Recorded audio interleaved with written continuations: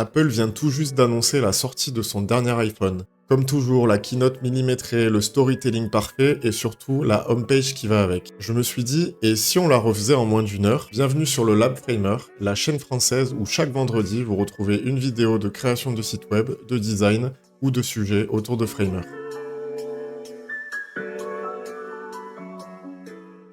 Alors, avant de démarrer dans Framer, nous allons regarder un petit peu la structure de la page d'Apple pour voir un petit peu comment la reproduire dans Framer.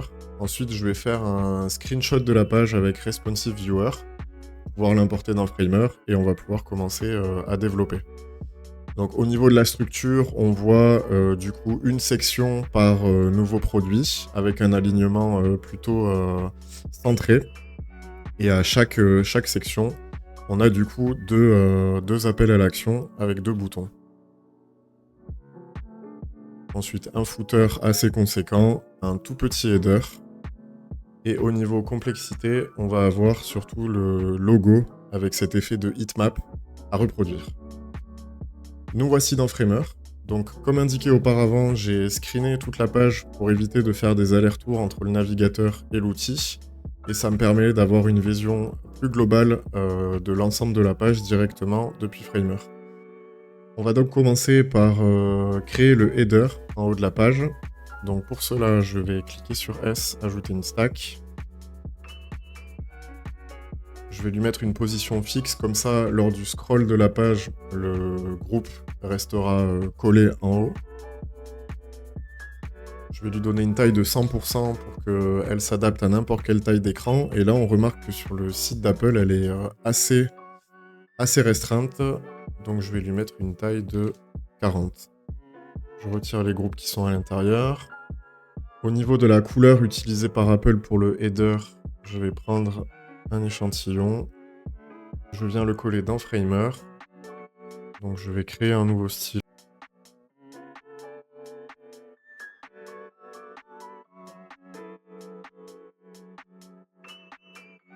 Donc là, on a la même couleur que le header. Je viens ensuite insérer le logo d'Apple. Donc je me suis créé à l'avance une page avec tous les assets du site pour gagner un peu de temps. Et du coup, je viens la coller directement ici. Au niveau de la taille, on va mettre en 20 pixels de large. Et ensuite, donc, on va pouvoir ajouter les liens et les icônes de recherche et de panier. Donc, je vais insérer un texte.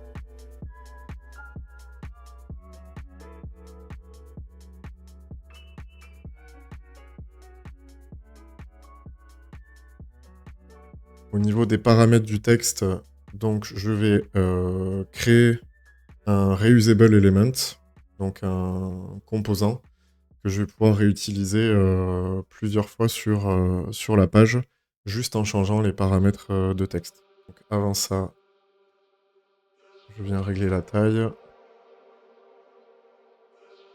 Au niveau de la police, celle utilisée par Apple, c'est San Francisco. Donc c'est une police qui est payante. Donc là, pour la démo, j'ai pris une police qui y ressemble. Et qui s'appelle du coup IBM Plex 100. Donc au niveau des paramètres en espacement des lettres, vu qu'on est quand même sur de la petite taille, je vais mettre 0. Et on va laisser une hauteur de ligne à 1,2. Je vais créer un composant que je vais appeler navigation texte. Donc mon composant est créé. Je vais maintenant cliquer sur le texte et créer une variable que je vais laisser en title. Et comme ça, je vais pouvoir dupliquer le nombre de fois mon texte. Donc 11 textes.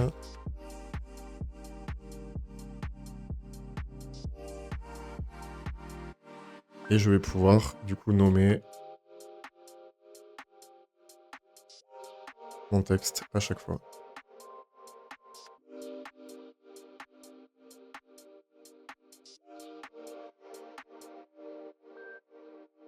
J'en profite pour faire une petite aparté. Si vous êtes intéressé dans le monde du web design ou de Framer en lui-même, chaque vendredi, une vidéo sortira, donc soit un tuto, soit l'actualité de Framer. En tout cas, tout l'écosystème de Framer sera traité sur la chaîne, donc n'hésitez pas à vous abonner et à activer la cloche. Les items de navigation sont maintenant créés, je vais pouvoir ajouter mes icônes. Au niveau de la couleur, je viens créer mon style qui va être un blanc sans. Et au niveau de l'icône, on va chercher une loupe. Et on vient réduire sa taille pour être similaire à la taille de l'icône d'Apple. Ensuite, donc, je viens dupliquer mon élément. Là, on va chercher... Alors, c'est un sac comme celui-ci.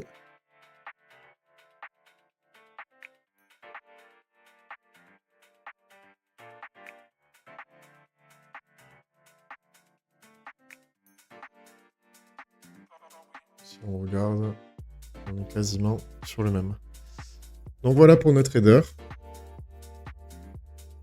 Maintenant, on va pouvoir passer à la première section de la home page. Donc avant ça, je viens renommer mon élément.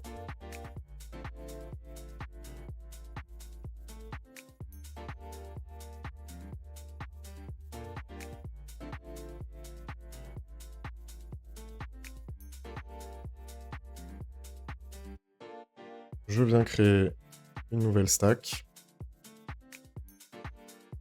Donc, je lui dis de prendre toute la largeur, toute la hauteur de mon élément. Cette stack que je viens de créer, donc ça sera mon groupe parent. Et à l'intérieur de celle-ci, je vais pouvoir ajouter mes sections. Donc là, on va créer la Hero Section. Et je vais lui dire de prendre la largeur et la hauteur de la taille. Alors, si on regarde comment est configurée la Hero Section d'Apple, donc on remarque le logo, le texte et un CTA classique. Je reprends mon petit échantillon. Donc là, on a un pur noir. Je viens ici rajouter mon style. Je vais appeler Black 100.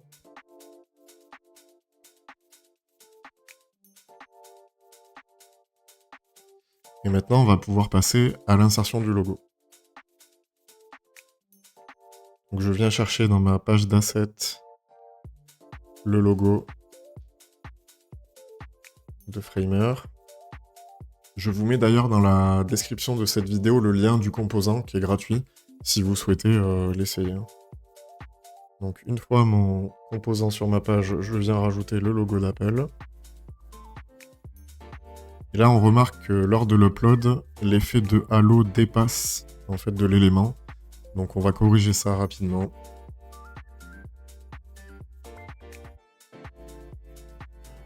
Au niveau de la brillance externe, on va mettre ça.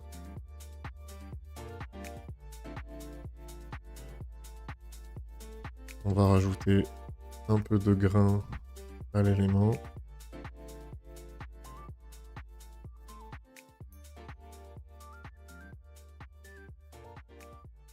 Et au niveau de la rapidité,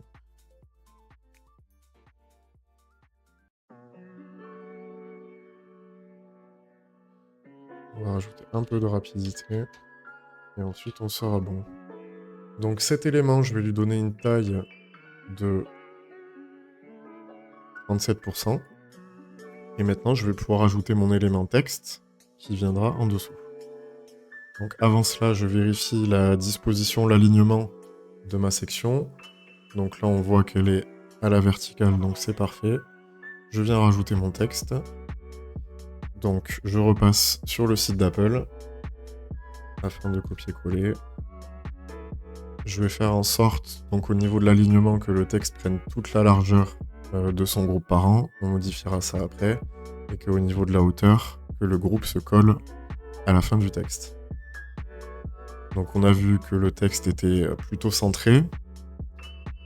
Au niveau de la taille, donc on a un texte qui prend un peu plus de place que ceux du header.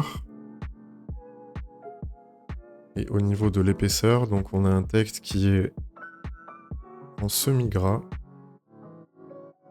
Donc on va le mettre peut-être en médium, ce sera parfait. Ensuite, on va venir créer donc notre bouton. Donc pareil, j'appuie sur S, je crée ma stack. Je vais lui donner des contours blancs. Un arrondi de 999. Et à l'intérieur, je vais pouvoir insérer mon texte qui est regardez l'événement. Donc là, pareil, je vais faire en sorte que le groupe colle au texte en largeur et en hauteur. Et pareil pour le bouton, avec une taille minimale de 56. On va réduire l'épaisseur du texte du bouton ainsi que sa taille. Et on va venir ajouter au bouton une largeur, un padding en largeur et en hauteur. Je vais venir grouper donc mes deux éléments pour ajouter un écart entre eux. Et je vais donner au groupe parent une taille maximum de environ 50%. On remarque que sur donc, cet élément de texte ici, je peux peut-être réduire l'espacement des lettres. Et je repasse sur la page d'Apple afin de prendre le gris utilisé pour le texte. Je viens donc créer un nouveau style.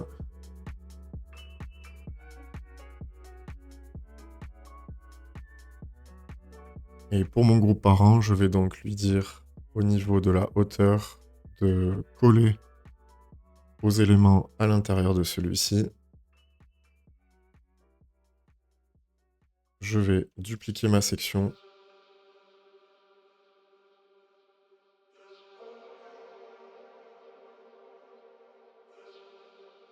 Donc bien penser pour la taille du Canva que vous avez, de mettre en feed content, sinon ça va vous manger toutes les sections que vous mettez à l'intérieur. Pareil pour celui-ci.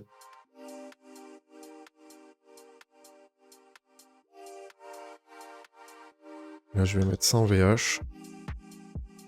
Et voilà, nous avons la première section de fait. On va pouvoir passer donc à la seconde qui est iPhone 17 Pro. Donc, même style. Je vais juste rajouter donc, du padding en hauteur et à la fin. Je viens chercher donc mon premier élément qui est celui-ci. Je viens coller. Je vais aligner le tout par le haut. Je viens copier-coller donc mon élément texte. Donc on a dit une taille maximum à 55%. Donc pareil, on va recréer, on va plutôt coller le groupe que le texte.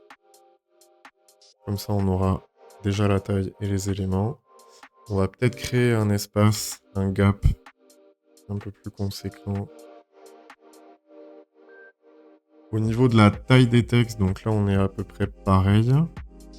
Donc je repasse sur le site d'Apple afin de copier-coller le texte. Que je viens coller ici. On va dupliquer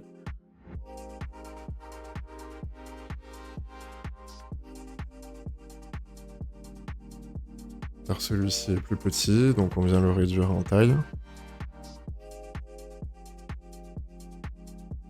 Au niveau des boutons, donc quand on voit, on a en savoir plus et voir les prix, donc je vais dupliquer mon élément ici. Ce que je vais faire auparavant, c'est créer un composant que je vais appeler CTA.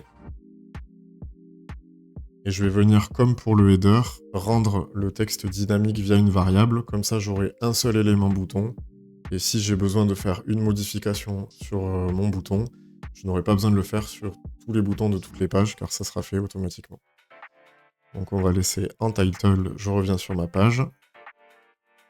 On va venir le coller ici. Et donc là, si je mets en savoir plus, je le duplique. Je crée un groupe que je vais mettre à l'horizontale avec un écart de 24. Et le second, c'est voir les prix. Donc voilà pour la partie texte. Juste cette partie à mettre à la ligne. Et en régular.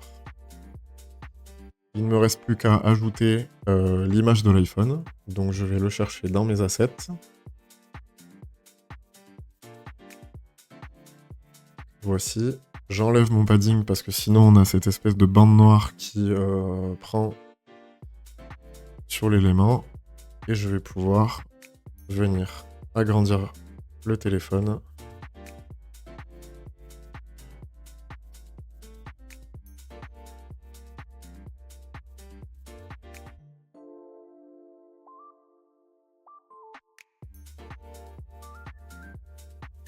Voilà, comme ceci.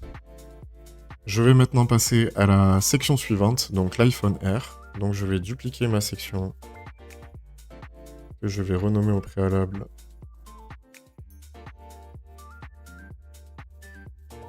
Donc je vais maintenant dupliquer ma section, que je vais appeler iPhone Air section.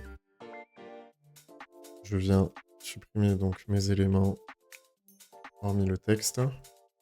Je vais donc la basculer en blanc. Au niveau de la couleur des textes, je vais passer sur le site d'Apple pour voir le gris utilisé, même s'il me semble que c'est le même. Donc je viens créer mon nouveau style. Donc celui-ci, je vais l'appeler Gray Text Dark. Comme ça, on pourra le retrouver pour les éléments qui ont un fond sombre. Et je viens créer un nouveau style avec mon nouveau gris que je vais appeler Gray Text Light. Ici. Donc pareil pour celui-ci. En light. Les boutons, donc là je vais devoir créer une variante. Parce qu'effectivement, on a créé un composant donc réutilisable, mais avec une couleur blanche. Donc sur fond blanc, évidemment, ça ne fonctionne pas. Donc je reviens dans mon composant. Et je viens en fait créer une variable pour la couleur de la bordure. Et donc une fois que je reviens ici, j'ai la possibilité de modifier donc la couleur de la bordure.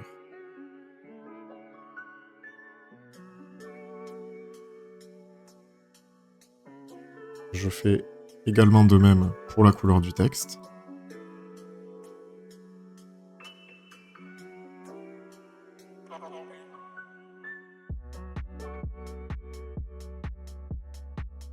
Je vérifie sur le site d'Apple que les couleurs correspondent.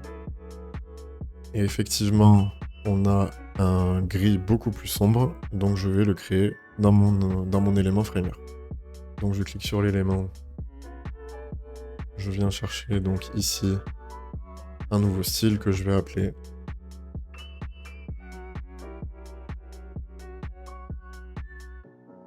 Gray CTA Light. Je viens coller mon gris. Pareil pour le texte.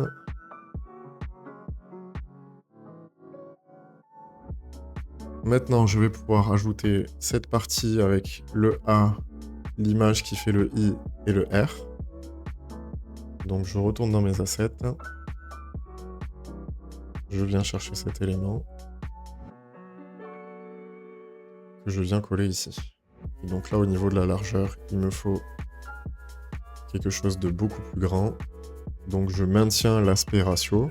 Comme ça, qu'importe si je modifie la hauteur ou la largeur, mon élément aura un ratio similaire à celui qu'il avait quand il était petit. Pareil pour celui-ci. Donc là, on va mettre une noise à 112.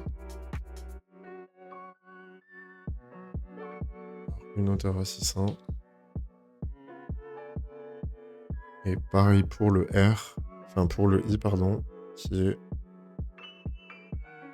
ici. On va ajouter un espace un peu plus conséquent entre donc, le groupe texte et l'image. Donc on met 80. Et là, je viens rajouter donc mon titre iPhone R.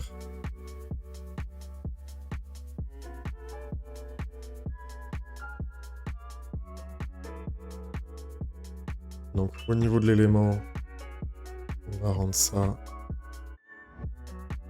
light et celui-ci plus gras. On va agrandir la taille.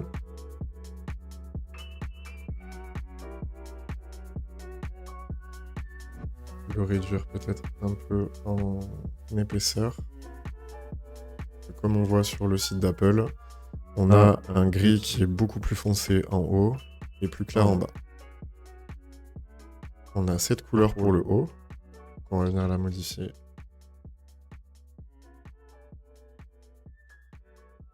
Ici, on va mettre à 100.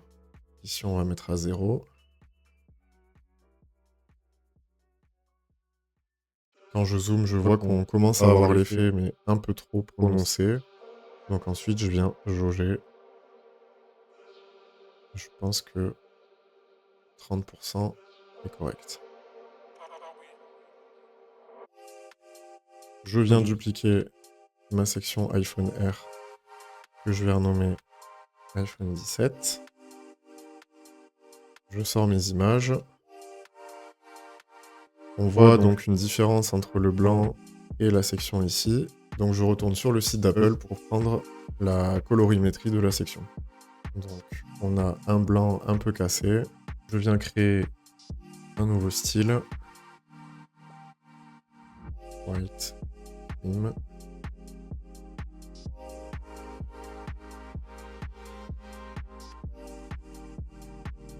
Ici, je viens nommer iPhone 17.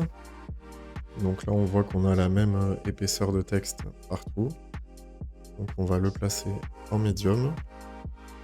Et on va venir créer le dégradé. Donc là, on voit qu'on a un dégradé qui est vertical. Donc on va venir tourner l'angle pour avoir un horizontal. Et donc là, au niveau de l'intensité, on est à 100 de chaque côté. Et c'est les couleurs qui varient au niveau colorimétrie. Donc je viens récupérer ma couleur mauve de départ. Je viens la coller dans Framer. Donc je vais créer un nouveau style que je vais appeler Purple.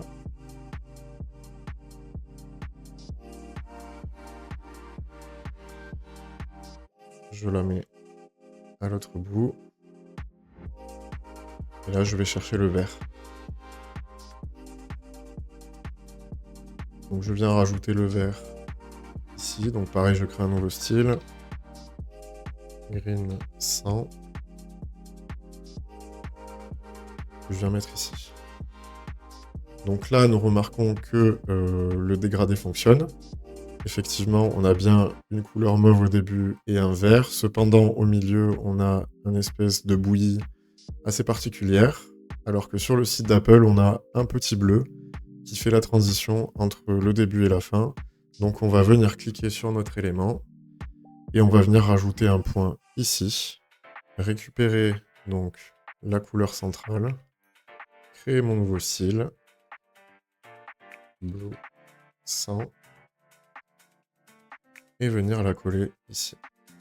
Voilà.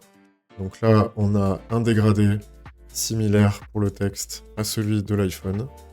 On peut passer à la suite. Je viens copier-coller le texte.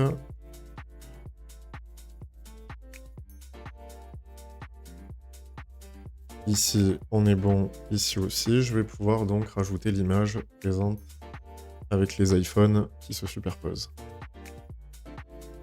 Donc la voici. Je vais l'ajouter à la fin.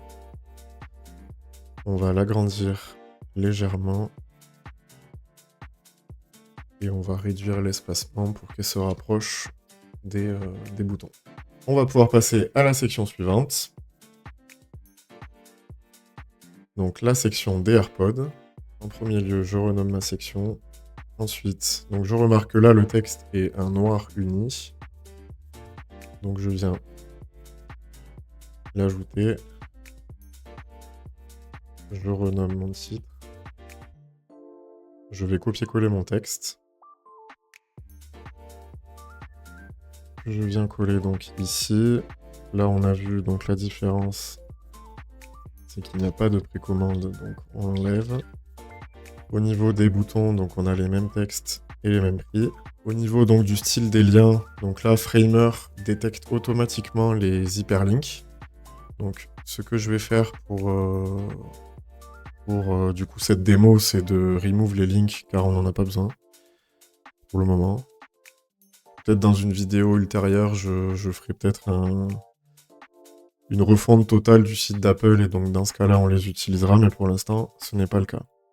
Par contre, effectivement, les textes sont bien présents et je vais donc venir rajouter en fait une décoration pour souligner l'hyperlink. On remarque que, pareil, on a une espèce de nuance entre le fond de la section iPhone 17 et le fond de AirPod 3. Donc je viens prendre l'échantillon de la couleur et je viens donc créer mon nouveau fond. Donc, je vais l'appeler White AirPod. Voilà, donc on a la nuance. Elle est un peu plus foncée ici, donc peut-être on peut jouer avec la molette.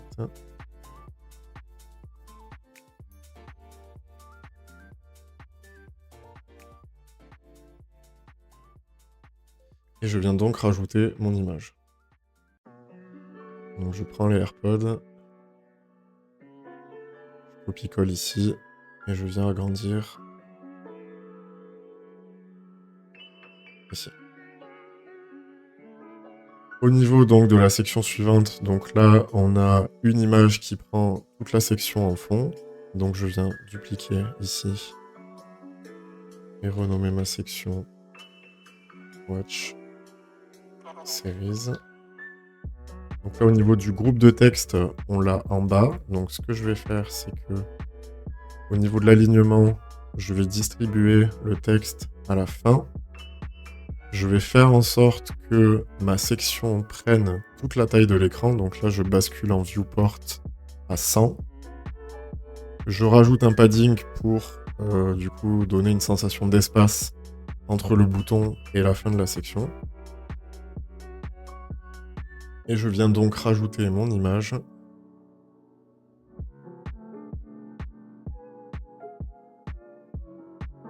Que je vais mettre donc en position absolue afin qu'elle passe derrière les éléments et que je puisse la bouger comme je le souhaite.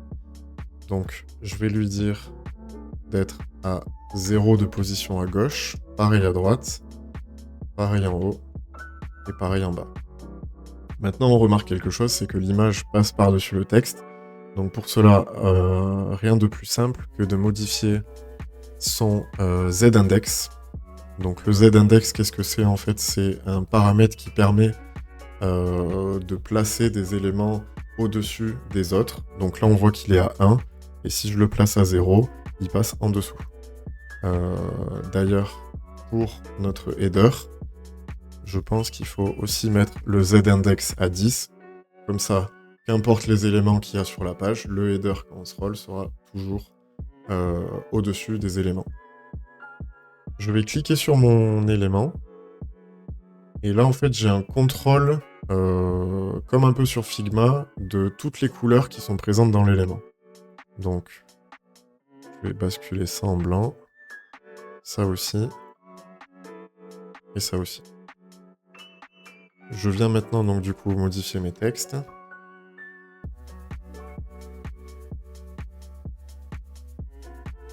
Ça, je le passe en regular. Peut-être même en light. Je remarque que à côté de Watch Series, j'ai le logo d'Apple. Donc je viens chercher celui que j'ai dans mon header.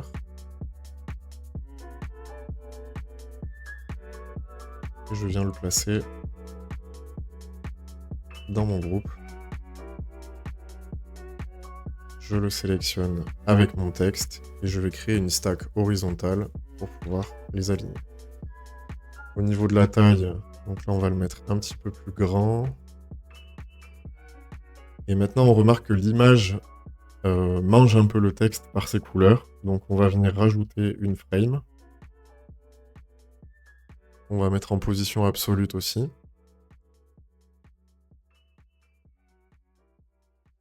Donc là je lui dis de prendre 100% de la largeur, 100% de la hauteur en se positionnant à 0. Et en fait, on va venir lui donner donc une couleur noire. On va baisser légèrement l'opacité pour qu'en fait, elle donne un effet d'ombre qui fasse ressortir le texte. Voilà. Maintenant, il ne manque plus qu'à copier-coller le texte. Donc sur le site d'Apple, on a une vidéo, mais je n'ai pas réussi à la retrouver pour l'instant. Donc pour la démo, on a une image statique. Donc je viens coller mon texte ici. Pareil que tout à l'heure au niveau des hyperlinks. Ok, donc on va pouvoir passer à la section suivante qui est la Watch SE3. Donc je vais dupliquer ma section d'AirPod qui a déjà le fond blanc. Je la fais passer en dessous des Watch série 11. Et donc là, au niveau du titre, je vais réutiliser ce groupe qui a le logo. Je modifie donc la couleur pour la rebasculer en noir. Au niveau du logo, donc je vais prendre le noir. Hop. Parfait.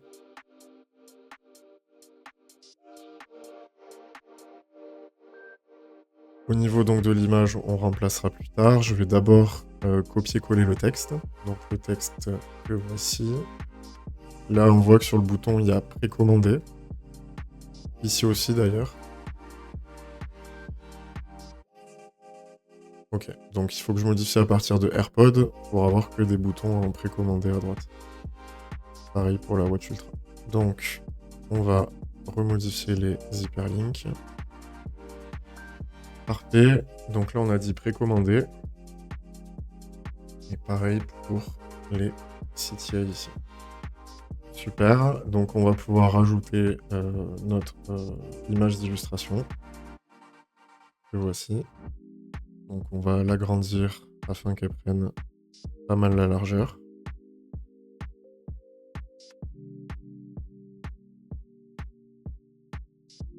Et je viens rajouter plus d'espace entre les boutons et mon image. Là, on remarque qu'en fond, donc, on a la couleur noire du début.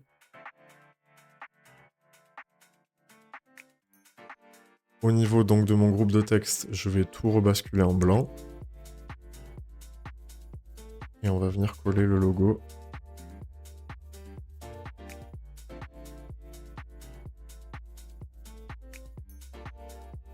Donc je supprime mon image, je viens chercher mon logo ici, que je viens coller dans le groupe. Je le place à gauche. Et je viens donc copier-coller le texte du site d'Apple. Donc pareil que pour les sections précédentes, je viens éditer ces hyperliens. Et je viens donc rajouter l'image de ma watch.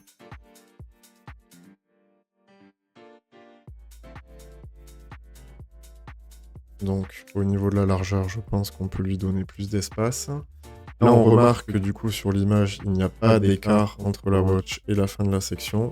Donc je viens retirer mes 80 pixels de padding.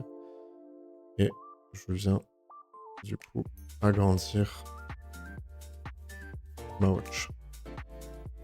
Voilà, donc on a la home page qui est prête. Il nous reste plus qu'un élément, le footer. Donc je viens dupliquer ma section. On va la renommer footer. Et le footer, on va venir donc sortir du main group. Ici. Là, je retire donc le gap. Et je vais pouvoir éditer mon footer. Donc, je vais commencer par la couleur de fond. Et comme ça, je copie-colle le texte au passage. Donc, on va créer un nouveau style qu'on va appeler Grey Footer. Le voici. Au niveau de la taille, on va lui dire de faire la taille de l'écran en attendant qu'on ait toutes les infos. Donc, je viens prendre le texte sans les éléments ici, parce que sinon, ça va créer des images distordues. Donc là, je viens coller mon texte que j'ai aligné sur la gauche. Et je vais réduire sa taille. Augmenter donc l'espace entre les lettres.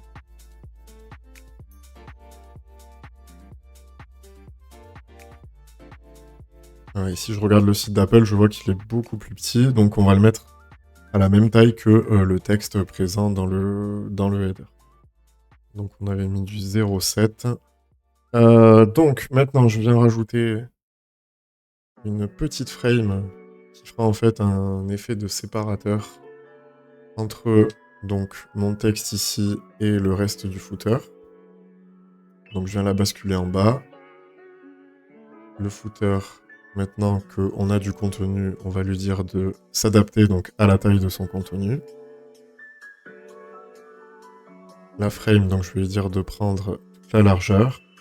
Le footer, au niveau donc du padding, on va lui dire d'avoir 80 d'espace intérieur partout. Là, je vais ajouter donc un gris léger. Et ensuite, donc, si je regarde le reste de mon footer, donc là, on va avoir tous les éléments de navigation.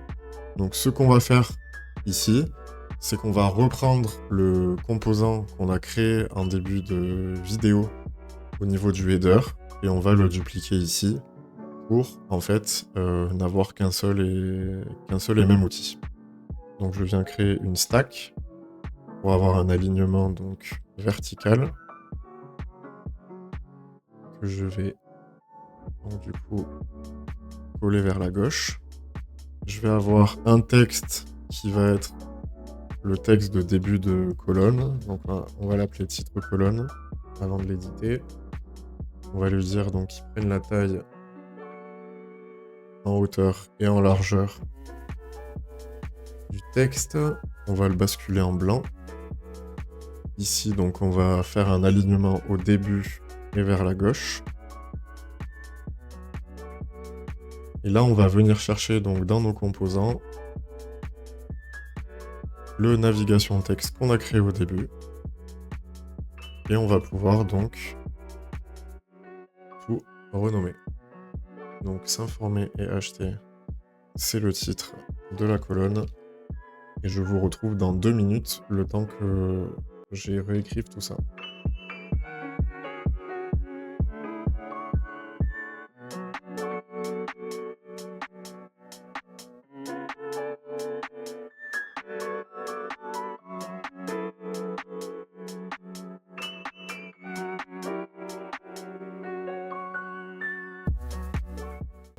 Le footer est à présent terminé. Il me reste plus qu'à publier le site et voir ce que ça donne du coup en réel. Donc voici le résultat après un peu moins d'une heure de développement. Donc on se rapproche quand même beaucoup du site d'Apple avec un design aéré et au final assez facile à mettre en place. Si on compare au site d'Apple, on est sur quelque chose d'assez similaire. Et tout ça sans une ligne de code. C'est tout pour aujourd'hui, donc j'espère que cette vidéo vous aura plu, qu'elle aura été instructive aussi, de voir comment on peut reproduire un site connu sans une seule ligne de code avec un rendu assez joli. Donc si cela vous a plu, n'hésitez pas à vous abonner à la chaîne. Chaque vendredi, une nouvelle vidéo. À bientôt!